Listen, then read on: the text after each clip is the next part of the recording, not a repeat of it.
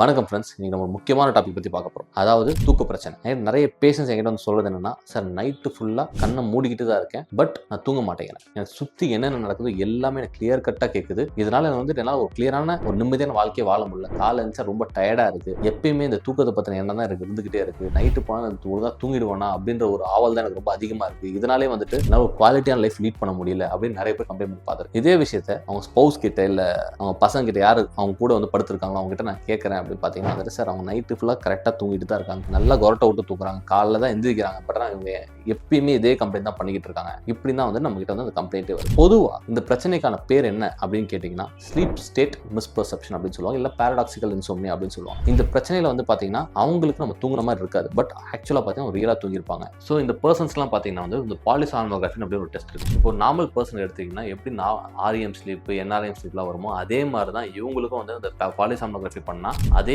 Stages of ஸ்லீப்லாம் கரெக்டாக நடக்குது. But ஏன் இவங்களுக்கு இந்த ப்ராப்ளம் வருது அப்படின்னு கேட்டிங்கன்னா அவங்களுக்கு என்னதான் டீப் ஸ்லீப் போனாலும் சரி, அந்த கார்டிக்கல் அரோசல் அப்படின்னு சொல்லுவாங்க. அதை என்ன சொல்ல வந்துட்டு அவங்களுக்கு என்னதான் டீப் ஸ்லீப் இருந்தாலும் அவங்களுக்கு வந்துட்டு ஒரு பார்ட் ஆஃப் த கான்சியஸ்னஸ் அவேக்கில் இருக்குது. ஸோ அதெல்லாம் அவங்களுக்கு நடக்கிற விஷயம் எல்லாமே தெரியுது. ஸோ இது வந்து ஒரு பிரச்சனை கிடையாது. ஆனால் இருந்தாலுமே வந்து பார்த்தீங்கன்னா நிறைய பேருக்கு என்னன்னா நமக்குள்ளே ஏதோ ஒரு பிரச்சனை வந்துருச்சு, நம்ம இதுக்கு முன்னாடி இப்படி தூங்கினதே கிடையாது, நமக்கே டிஃப்ரெண்ட்டாக நம்ம இப்போ தூங்கிட்டு இருக்கோம், நமக்குள்ளே ஏதோ ஒரு பிரச்சனை வந்துருச்சோ அப்படின்னு ஸ்லீப்பில் இருக்கிற ஒரு பயத்தில் ஒரு பதட்டத்தில் அதுவே அவங்க ஸ்லீப்பை ரொம்ப இம்பேர் பண்ணும். இந்த தாட்டை திரும்ப திரும்ப டெய்லி வந்துகிட்டே இருந்ததுன்னா அது அவங்க டெய்லி ஃபங்க்ஷனிங் அஃபெக்ட் பண்ணும். இதுதான் உங்களுக்கு பெரிய பிரச்சனை. ஆக்சுவலாக அந்த ஸ்லீப் இருக்கிற பிரச்சனையை விட இதுதான் உங்களுக்கு பெரிய பிரச்சனை. ஸோ இன்கேஸ் ஒருத்தவங்க இந்த மாதிரி ஒரு பிரச்சனையோட வராங்க அப்படின்னு பார்த்தீங்கன்னா ஆக்சுவலாக அவங்க நல்லா தான் தூங்கிட்டு இருக்காங்க, அவங்க தூக்கத்தை நம்ம சரி பண்ண வேண்டிய அவசியமே கிடையாது. இது என்ன சரி பண்ணணும் அப்படின்னு பார்த்தீங்கன்னா அவங்களுக்கு இருக்கிற பதட்டத்தை தான் சரி பண்ணணும். அந்த பதட்டத்தை சரி பண்ணி அவங்க கரெக்டான எஜுகேஷன் நம்ம கொடுக்கணும். இன்கேஸ் இல்லை அது ரொம்ப ஒரிங்கிறனா அதுக்கேற்ற மாதிரி நம்ம சிபிடி காக்னிட்டிவ் பிஹேவியர் தெரப்பி பண்ணணும். பண்ணும்போது என்ன ஆகும் பார்த்தீங்கன்னா அவங்க குவாலிட்டி ஆஃப் லைஃப் இம்ப்ரூவ் ஆகும். அண்ட் அட் சேம் டைம் அவங்களுக்கு பயமும் குறையும். ஆல்ரெடி தூங்கிட்டே தான் இருக்காங்க, அவங்க டீப் ஸ்லீப்பாக கரெக்டாக தான் போயிட்டு இருக்கு, அவங்களோட குவாலிட்டி ஆஃப் லைஃப் எந்த விதத்துலையும் அது அஃபெக்ட் ஆகவும் போகிறதில்லை. ஸோ இன்கேஸ் இந்த மாதிரி ப்ராப்ளம் இருக்குன்னா